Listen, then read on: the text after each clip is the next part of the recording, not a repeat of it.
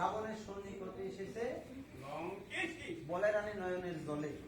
মহারাজ এমনিতেই তো সীতাকে হরণ করে নিয়ে এসেছেন, যে পাপ হয়েছে, আবার উদয় সীতাকে নিধন করার জন্য যায়। মহারাজ বলি, অন্ধে চিনে না যেমন মহামূল্য রত্ন তার পেয়ে করো।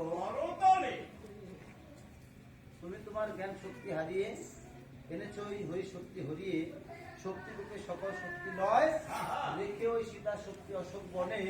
কত সুখ পেয়েছো তোমার এই অশোক মনে, তবুও কি হলো না তোমার এই জ্ঞানের উদয়।